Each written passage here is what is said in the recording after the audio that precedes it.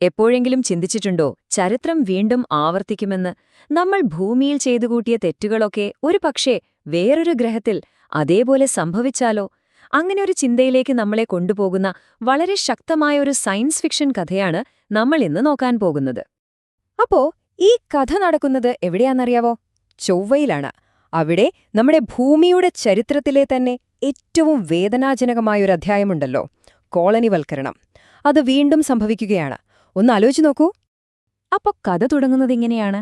Galactic corporation എന്ന് പറയുന്ന ഒരു ഭീമൻ കമ്പനി ചൊവ്വയിലേക്ക് വരുന്നു.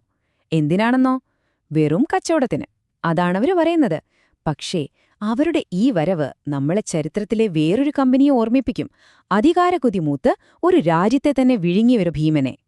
ഇത് വെറുമൊരു സാമ്യമല്ല, മനഃപൂർവ്വമാണ്.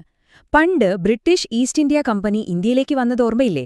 അതേപോലെ ഈ ഗാലക്റ്റിക് കോർപ്പറേഷൻ ചൊവ്വയിലേക്ക് വരുന്നത് അവിടുത്തെ വിഭവങ്ങൾ കണ്ടിട്ടാണ്. കച്ചവടക്കാരായി വന്ന് പതിയെ പതിയെ ഭരണാധികാരികളായി മാറുന്ന ആ പഴയ തന്ത്രമില്ലേ, അതുതന്നെ ഇവിടെയും പയറ്റുകയാണ്. അപ്പോ എങ്ങനെയാണ് വെറുമൊരു കച്ചവടത്തിനായി വന്നവർ ഒരു ഗ്രഹത്തെ തന്നെ പിടിച്ചടക്കുന്ന അവസ്ഥയിലേക്ക് കാര്യങ്ങൾ എത്തിയത്? നമുക്ക് നോക്കാം. അവര് പ്രയോഗിച്ചത് ചരിത്രത്തിലെ തന്നെ ഏറ്റവും കുപ്രസിദ്ധമായൊരു തന്ത്രമാണ്: ഭിന്നിപ്പിച്ച് ഭരിക്കുക. ആദ്യം തന്നെ ചൊവ്വയുള്ള ഗോത്രങ്ങളെ തമ്മിലടുപ്പിച്ചു. പിന്നെ അവരുടെ കയ്യിൽ നിന്ന് ഭൂമിയുടെ അത്ഭുതങ്ങൾ കാണിച്ച് അവരുടെ വിശുദ്ധമായ നീലക്കല്ലുകൾ ഖനനം ചെയ്യാനുള്ള പെർമിഷൻ ഒപ്പിച്ചെടുത്തു. പിന്നെ അധികം വൈകില്ല, കച്ചവടക്കാർ പോയി തോക്കേന്ത്യ പട്ടാളക്കാർ വന്നു. അവസാനമെന്തായി? ചൊവ്വയിലെ ആ പാവം ജനതയെ അവരുടെ സ്വന്തം മണ്ണിൽ തന്നെ അടിമകളാക്കി മാറ്റി. പക്ഷേ നമുക്കറിയാമല്ലോ, എവിടെയൊക്കെ അടിച്ചമർത്തലുണ്ടോ അവിടെ അതിനെതിരെ പോരാടാൻ ഒരു ഹീറോയുണ്ടാകും, അല്ലേ? ഇവിടെ ഈ അടിച്ചമർത്തലിനെതിരെ ഉയർന്നുവന്നത് സാരംഗി എന്നൊരു യുവതിയാണ്. ചൊവ്വയിലെ സാധാരണക്കാരിൽ നിന്ന് അവളെ മാറ്റി നിർത്തുന്ന ചില പ്രത്യേകതകൾ അവൾക്കുണ്ടായിരുന്നു. അവളുടെ ജനനം തന്നെ ഒരു പ്രത്യേകതയായിരുന്നു. അവൾ ജനിച്ച അതേ നിമിഷം ആകാശത്ത് ഏറ്റവും തിളക്കമുള്ള ഒരു നക്ഷത്രം ഉദിച്ചുയർന്നു. അതുകൊണ്ടുതന്നെ അവിടുത്തെ ആളുകൾ അവളെ വിളിച്ചത് താരകപ്പെണ്ണാൾ എന്നായിരുന്നു. ശരിക്കും പറഞ്ഞാൽ അവളുടെ ഭാവി എന്തായിരിക്കുമെന്നുള്ള ഒരു സൂചനയായിരുന്നു ആ പേര്. പക്ഷേ അവളുടെ യഥാർത്ഥ ശക്തി അതൊന്നുമായിരുന്നില്ല. അവൾക്ക് മറ്റാർക്കുമില്ലാത്തൊരു കഴിവുണ്ടായിരുന്നു: വന്നുകയറിയവരുടെ, അതായത് മനുഷ്യരുടെ ഭാഷ മനസ്സിലാക്കാനുള്ള കഴിവ്. അതുകൊണ്ടുതന്നെ അവരുടെ നല്ല വാക്കുകൾക്ക് പിന്നിലെ ചതിയും വലിയ വലിയ വാഗ്ദാനങ്ങൾക്ക് പിന്നിലെ ക്രൂരതയുമൊക്കെ തിരിച്ചറിയാൻ സാരംഗിക്ക് പറ്റി. ഏതൊരു വിപ്ലവത്തിനും ആളിക്കത്താൻ ഒരു തീപ്പൊരി വേണല്ലോ. സാരംഗിയുടെയും അവളുടെ ജനങ്ങളുടെയും കഥയിൽ ആ ഒരു നിമിഷം വന്നെത്തി. കാരണം ആ കോർപ്പറേഷൻ അവരുടെ അവസാനത്തെ അതിർവരമ്പും കടക്കാൻ പോവുകയായിരുന്നു. അതെന്താണെന്ന് വെച്ചാൽ, കോർപ്പറേഷന്റെ ജനറൽ ഒരു ഉത്തരവിട്ടു അവരുടെ പുരാതനമായ ഒരു ഗോത്രക്ഷേത്രം നശിപ്പിക്കാൻ. അതൊരു വെറും കെട്ടിടമായിരുന്നില്ല. ആ ക്ഷേത്രമാണ് ആ ഗ്രഹത്തിലെ ജലസംഭരണിക്ക് സംരക്ഷണം നൽകിയിരുന്നത്.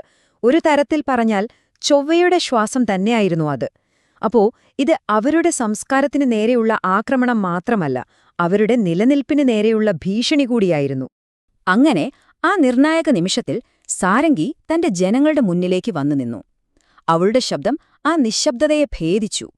വെറും വാക്കുകളായിരുന്നില്ല അത്, ഒരു വിപ്ലവത്തിനുള്ള ആഹ്വാനം തന്നെയായിരുന്നു. അവളുടെ ഓരോ വാക്കിലും ചരിത്രം മുഴങ്ങുന്നുണ്ടായിരുന്നു. അവൾ പറഞ്ഞു, സഹോദരങ്ങളെ, ഇവർ വന്നത് നമ്മളെ രക്ഷിക്കാനല്ല, നമ്മുടെ ഈ ചുവന്ന മണ്ണിൽ അവരുടെ സാമ്രാജ്യം കെട്ടിപ്പടുക്കാനാണ്. നമ്മൾ അവരുടെ തോക്കുകളെ പേടിച്ചു നിന്നാൽ നമ്മുടെ അടുത്ത തലമുറയ്ക്ക് കാലുകുത്താൻ ഈ മണ്ണുണ്ടാകില്ല. ഭൂതകാലത്തിലെ തെറ്റുകൾ ആവർത്തിക്കാതിരിക്കാൻ, ആ ഒരു സൈക്കിൾ ബ്രേക്ക് ചെയ്യാൻ അവൾ തന്റെ ജനതയോട് ആഹ്വാനം ചെയ്തു. സാരംഗിയുടെ ആ വാക്കുകൾ അത് പിന്നെ ആർക്കും കെടുത്താൻ പറ്റാത്തൊരു തീയായി ആളിക്കത്തുകയായിരുന്നു. അവൾ കയ്യിലെടുത്തത് അവരുടെ പുരാതനമായ ഒരു ഗോത്രമുദ്രയാണ്. അത് ഉയർത്തിപ്പിടിച്ചുകൊണ്ട് അവൾ തന്റെ ആഹ്വാനം തുടർന്നു. അത് വെറുമൊരു ചിഹ്നമായിരുന്നില്ല, അവരുടെ ഐഡന്റിറ്റിയുടെ, അവരുടെ സ്വത്വത്തിന്റെ അടയാളമായിരുന്നു. ഈ ലോകം ഞങ്ങളുടേതാണെന്നുള്ളൊരു പ്രഖ്യാപനം കൂടിയായിരുന്നു അത്. അവളുടെ ആ വിളി കേട്ട് നൂറുകണക്കിന് ചൊവ്വാനിവാസികളാണ് ഒന്നിച്ചുകൂടിയത്. അവരുടെ കയ്യിലുണ്ടായിരുന്നത് സാധാരണ ആയുധങ്ങളൊക്കെ തന്നെയാണ്. പക്ഷേ അവരുടെ നെഞ്ചിലുണ്ടായിരുന്നത് തലമുറകൾക്ക് മുൻപ് സ്വാതന്ത്ര്യത്തിനു വേണ്ടി പോരാടിയവരുടെ അതേ തീയായിരുന്നു. അതെ, ചരിത്രം കൺമുന്നിൽ വീണ്ടും ആവർത്തിക്കുകയായിരുന്നു. ഇതൊരു സാധാരണ ലഹളയായിരുന്നില്ല. അല്ല, ഇത് ചൊവ്വയുടെ ഭാവിക്കു വേണ്ടിയുള്ള ഒരു വലിയ സ്വാതന്ത്ര്യ സമരത്തിന്റെ തുടക്കമായിരുന്നു. അപ്പോ ഈ കഥ നമ്മുടെ ഒരു കാര്യം ഓർമ്മിപ്പിക്കുന്നുണ്ട്. ചരിത്രം ശരിക്കും ഒരു വലിയ പാഠപുസ്തകമാണ്. അത് ഭൂമിയിലായാലും ശരി, ചൊവ്വയിലായാലും ശരി, നക്ഷത്രങ്ങൾക്കിടയിലായാലും. എവിടെയൊക്കെ ചൂഷണത്തിന്റെ കഥകൾ ആവർത്തിക്കുന്നുവോ അവിടെയൊക്കെ അതിനെതിരെയുള്ള ചെറുത്തുനിൽപ്പിന്റെ കഥകളും ആവർത്തിച്ചുകൊണ്ടേയിരിക്കും.